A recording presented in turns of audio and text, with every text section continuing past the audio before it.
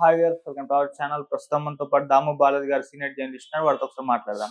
నమస్కారం సార్. నమస్తే. సార్, ఇవాళ మార్నింగే దిల్ రాజు గారి ఇంట్లో ఐటీ రైడ్స్ జరగడం అనేది ఒక్కసారి టీఎఫ్ఐ ని షేక్ చేసిందని చెప్పుకోవాలి సార్. అయితే ఇప్పుడు ఈ ఐటీ రైడ్స్ జరగడం కాస్త పుకార్లన్నీ కూడా బయట పాకుతున్నాయి సార్. అంటే పెద్ద ఎత్తున బ్లాక్ మనీ దిల్ రాజు గారి ఇంట్లో దొరికేసింది, దిల్ రాజు గారు దొరికిపోయారు ఐటీ వాళ్ళకు అని చెప్పేసి ఈ విధంగా వార్తలు అయితే ప్రచారంలో ఉన్నాయి. మరి ఈ ఐటీ రైడ్స్ లో ఏమైనా దొరికాయా దిల్ రాజు గారి ఇంట్లో? మరి ఇరుక్కునే ప్రమాదం ఏమన్నా ఉందా? మీరేం చెప్తారు సార్? దాదాపు 8 చోట్ల ఐటీ బృందాలు దిల్ రాజు ఇల్లు, ఆఫీసు, వాళ్ళ తమ్ముడు శిరీష్ వాళ్ళ ఇల్లు, తర్వాత హర్షితా రెడ్డి వాళ్ళ కూతురు, వాళ్ళ బంధువులు, అందరి ఇళ్ల మీద దాడి చేస్తారు. మామూలుగా ఎప్పుడు ఐటీ రైట్స్ జరిగినా ఇలాగే వాళ్ళ ప్యాటర్న్ సేమ్ ఉంటుంది.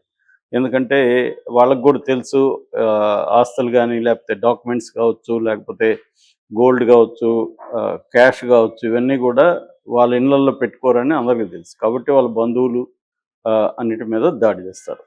సో అదే ప్యాటర్న్లో దిల్ రాజు మీద కూడా అర్లీ మార్నింగ్, జనరల్గా ఇంకొకటి ఏంటంటే టైమింగ్ కూడా అర్లీ అవర్స్లో వాళ్ళు ఆదమర్చి ఉన్నప్పుడు సడన్గా అటాక్ చేయడం అనేది కూడా వెరీ కామన్ ఐటీ చేసేది. అలాగే దిల్ రాజు మీద జరుగుతుంది.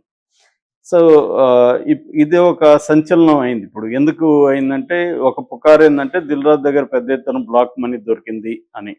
ఎందుకంటే మనకి తెలుసు, ఇవాళ సినిమా ప్రొడ్యూసర్లు చాలామంది బినామీలుగా ఉంటారు.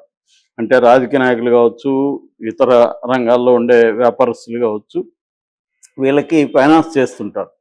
వాళ్ళ దగ్గర బ్లాక్ మనీ ఉంటుంది. ముఖ్యంగా రాజకీయ నాయకుల దగ్గర బ్లాక్ మనీ ఉంటుంది. ఆ బ్లాక్ మనీని వైట్ చేసుకోవడానికి సినిమాల్లో ఫైనాన్స్ చేయడం అనేది మనకి కామన్గా తెలుసు, ఎప్పటి నుంచో ఉంది అది. సో కొంతమంది ప్రొడ్యూసర్లు ఓన్లీ ఈ బినామీ యాక్టివిటీ బాగా చేయడం మాత్రమే చేస్తుంటారు. వాళ్ళ దగ్గర డబ్బులే ఉండవు, వాళ్ళేమి పెట్టారు కూడా. దీన్ని పూల్ చేసి రాజకీయ నాయకులతో ఉన్న సంబంధాలను పెట్టుకొని వాళ్ళు ఫెసిలిటేట్ చేస్తారు వాళ్ళ ఫైనాన్సెస్ని. సో దిల్ రాజు ఇప్పుడు ఒక పక్క 450 కోట్ల గేమ్ చేంజరు, దాని తర్వాత ఇది ఒక 85 కోట్ల సంక్రాంతికి వస్తున్నాం, తర్వాత డాకు మహారాజ్ డిస్ట్రిబ్యూషను, ఇలాగా దాదాపు 600-700 కోట్ల వర్తున్న సినిమా వ్యాపారంలో ఉన్నాడు ప్రజెంట్. అవి కాకుండా ఆయన 50 సినిమాలు తీశాడు ఆల్రెడీ. సో ఇప్పుడు ఆయన మొత్తం ఫిల్మ్ కెరీర్లోనే ఇది హైయెస్ట్ బడ్జెట్ వ్యవహారాల్లోకి ఇప్పుడు ఎంటర్ అయ్యాయి 2024లో. సో ఈ క్రమంలో ఏంటంటే ఇంకోటి ఏంటంటే డే 1లోనే గేమ్ చేంజర్ 186 కోట్లు కలెక్ట్ చేసిందని, దాన్ని ఎవరు నమ్మలేదు, వేరే విషయం. కానీ ఇప్పుడు అనౌన్స్ అయితే చేశారు. దాని తర్వాత 300 కోట్లని ఇలాగా పెంచుకుంటూ వెళ్ళారు. అట్లాగే సంక్రాంతికి వస్తున్నాం కూడా ఆల్రెడీ 200 కోట్లు అన్నారు. సో ఇలాగా ఎప్పుడైతే ప్రొడ్యూసర్లు అనౌన్స్ చేస్తారో ఐటీ డిపార్ట్మెంట్ అనేది రెగ్యులర్గా దాడి చేస్తుంది. ఇదేమీ ఫస్ట్ టైం కాదు, లాస్ట్ టైం కాదు. అందరి మీద కూడా సినిమా రిలీజ్కి ముందు లేకపోతే రిలీజ్ అయిన వెంటనే ఈ కలెక్షన్లు ఇవన్నీ చూసి వాళ్ళు రంగంలో దిగుతారు. వాళ్ళకి కూడా కొంత నెట్వర్క్ ఉంటుంది కాబట్టి వాళ్ళు ట్రేడ్ సంబంధించిన డేటా తెప్పించుకుంటారు. ఇది ఎన్ని థియేటర్లు రిలీజ్ అయింది, ఎక్కడెక్కడ ఏం కలెక్షన్స్ వచ్చాయి, దానికి సంబంధించి వీళ్ళు ఐటీలో చూపిస్తున్నారా లేదా, ఇవన్నీ ఉంటుంది. రెండోది ఏంటంటే ఇది ఫైనాన్షియల్ ఇయర్ ఆల్మోస్ట్ ఎండింగ్, అంటే మార్చి 31కి ఫైనాన్షియల్ ఇయర్ ఎండ్ అవుతుంది. ఈ లోపల సబ్మిట్ చేయాల్సి ఉంటుంది. సో ఈ ముందు ఎక్కువగా కూడా వీళ్ళు చేస్తుంటారు, అంటే ఎక్కడెక్కడ బ్లాక్ మనీ. ఎందుకంటే ఈ టైంలోనే బ్లాక్ అండ్ వైట్గా మార్చుకోవడానికి సిఏల సహకారాలతో ట్రై చేస్తుంటారు. ఎందుకంటే ఫైనాన్షియల్ ఇయర్లో వాళ్ళు ఇయర్ ఎండ్ లోపల వాళ్ళు అన్ని సబ్మిట్ చేయాల్సి ఉంటుంది, ఆడిటింగ్ వ్యవహారాలన్నీ. సో అందువల్ల ఇది కరెక్ట్ టైం అని చెప్పచ్చు. అయితే ఇప్పుడు ఆయన దగ్గర బ్లాక్ మనీ దొరికిందని పుకార్లు అయితే వస్తున్నాయి. దొరికిందని పుకార్లు తప్ప ఇవన్నీ గ్యారంటీ, అంటే ఎవరు అఫిషియల్గా ఎవరు చెప్పిందేం కాదు. దిల్ రాజుకి సహజంగానే కొంత యాంటీ బ్యాచ్ కూడా సినిమా రంగంలో ఉంటారు. ముఖ్యంగా ఆయన ఈ మధ్యకాలంలో రేవంత్ రెడ్డి వచ్చిన తర్వాత అందరికంటే కూడా దిల్ రాజు ఇంపార్టెంట్ అయిపోయాడు. మొన్న కూడా మనం అల్లు అర్జున్ క్రైసిస్లో కూడా చూసాము. దిల్ రాజే దాన్ని ఫెసిలిటేట్ చేసి వాళ్ళిద్దరి మధ్య ఒక, అంటే రేవంత్ రెడ్డికి సినిమా ఇండస్ట్రీకి మధ్య ఒక పంచాయతీ చేసి సినిమా ఇండస్ట్రీలో పెద్ద పెద్ద వాళ్ళందరినీ తీసుకెళ్ళి రేవంత్ రెడ్డి దగ్గర నిలిపి, క్యూలో నిలిపి వాళ్ళందరి చేత సన్మానాలు చేయించి ఆయన ఎగోని సాటిస్ఫై చేసి తన పని చూసుకున్నాడు. అలాగే అసెంబ్లీలో అందరి ముందు నేను స్పెషల్ షోలకి పర్మిషన్ ఇవ్వను, రేట్లు పెంచుకోవడానికి పర్మిషన్ ఇవ్వనని ప్రకటించిన రేవంత్ రెడ్డి కూడా యూటర్న్ తీసుకున్నాడంటే Dil Raju power control on the government అనేది మనకు అర్థమవుతుంది. ఎందుకంటే ప్రధానంగా ఆయన సినిమాల కోసమే చేశాడు. సో అట్లాగే అక్కడ కూడా పవన్ కళ్యాణ్ ఉన్నాడు కాబట్టి తను దిల్ రాజు అక్కడ కూడా తన ఇన్ఫ్లుయెన్స్ని ఉపయోగించుకున్నాడు. రెండోది చంద్రబాబు ముందు నుంచి కూడా సినిమా ఫ్రెండ్లీగా, ఆయన ఎప్పుడు సినిమా వాళ్ళకి యాంటీగా నిర్ణయాలు తీసుకున్న చరిత్ర లేదు ఆయన.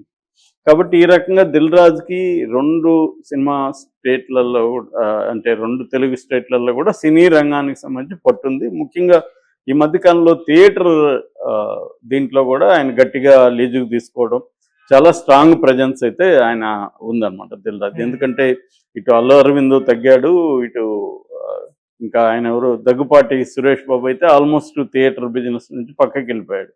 అందువల్ల కూడా ఆ స్పేస్ని ఈయన ఆక్యుపై చేశాడు. కొత్త ప్లేయర్స్ మైత్రి లాంటి వాళ్ళు కూడా వస్తున్నారు, అది వేరే విషయం. సో ఏదేమైనా దిల్ రాజు ఓవరాల్గా సినిమా ఇండస్ట్రీలో ఒక బిగ్ హెడ్కి అవుతున్నాడు. దాంతోపాటు ఆయనకి ఇప్పుడు తెలంగాణ రాష్ట్రానికి సంబంధించిన FDC film development corporation chairman పదవి కూడా ఇచ్చారు కాబట్టి సో చేస్తున్నారు. అయితే దీని ఇంకొక వెర్షన్ ఏంటంటే ఇదంతా మోడీ కంట్రోల్ చేయడానికి కోసం, అంటే రేవంత్ రెడ్డికి అనుకూలంగా ఎవరున్నారు వాళ్ళని అప్పుడప్పుడు కంట్రోల్ చేయడం అనేది మోడీ ప్రభుత్వం చేస్తుంది. ఎందుకంటే IT డిపార్ట్మెంట్ మోడీ దగ్గర ఉంటుంది కాబట్టి అలాగా కూడా చేస్తున్నారు అనేది ఒక వెర్షన్ అన్నమాట. సో అంటే ప్రతి IT రైడ్ వెనుక రాజకీయాలు ఉంటాయని కూడా అనుకోవాల్సిన అవసరం లేదు. మామూలుగా బ్లాక్ మనీ ఉందనుకుంటే IT డిపార్ట్మెంట్స్ చేస్తారు. కాకపోతే దిల్ రాజు లాంటి ఒక సెలబ్రిటీ, రెండోది ఈ మధ్య ఆయన రేవంత్ రెడ్డికి దగ్గరగా ఉన్నాడు కాబట్టి మరి రేవంత్ రెడ్డికి దగ్గరగా ఉన్న ఒక వ్యక్తి మీద దాడి చేయడం అంటే రేవంత్ రెడ్డిని కూడా కంట్రోల్ చేయడానికి ట్రై చేస్తున్నారా? ఇవి జరుగుతూ ఉంటాయి మామూలుగా. అంటే అధికారంలో ఉండి మోడీకి అనుకూలమైన వాళ్ళ మీద కూడా చేస్తారు. మామూలుగా అయితే IT డిపార్ట్మెంట్లు పొలిటికల్గా ఎప్పుడు అంటే తమ ఎలక్షన్లకు దగ్గరగా ఫండ్స్ని కట్ చేయడం కోసం, ప్రతిపక్షాలకి ఫండ్స్ని కట్ చేయడం కోసం IT డిపార్ట్మెంట్ని ఈడీని బలంగా మోడీ ప్రభుత్వం ఎప్పటి నుంచో ఉపయోగించుకుంటుంది. ఎందుకంటే ఫండ్స్ జనంలోకి ఖర్చు పెట్టడానికి లేకుండా చేయాలంటే ప్రతిపక్షాలకు సంబంధించిన ఫండర్స్ కొంతమంది ఉంటారు. ఆ ఫండర్స్ని ఆల్రెడీ వాళ్ళ డేటా అంత ఉంటుంది, వాళ్ళ మీద రైట్స్ చేయడం ద్వారా ఆ ఫండ్స్ ఆగిపోతాయి. ఎందుకంటే అది కోర్టుకి వెళ్ళిపోతుంది, అది తేలదు, అదంతా కాన్ఫిస్కేట్ చేసుకుంటారు. సో ఆ ఫండ్స్ అనేవి ఫండ్స్ ఫ్లో అనే దాన్ని ఆపేస్తారు అన్నమాట. ఇది జనరల్గా IT డిపార్ట్మెంట్ని రాజకీయంగా ఉపయోగించుకోవడం. ఎందుకంటే అంతకుముందు కూడా కాంగ్రెస్ కూడా ఇదే చేసేది. బట్ మోడీ ప్రభుత్వం మోర్ ఆర్గనైజ్డ్గా చేయడం, ప్రతిపక్షాలనే కాకుండా తన మిత్రపక్షాలను కూడా కంట్రోల్లో పెట్టుకోవడానికి ఇతర ఏజెన్సీస్తో పాటు అంటే CBI కావచ్చు, తర్వాత ED కావచ్చు, వాటితో పాటు ITని కూడా బలంగా వాళ్ళు యూజ్ చేసుకుంటారు. సో ఇవన్నీ ఏంటంటే లాజికల్ ఎండ్కి ఏమి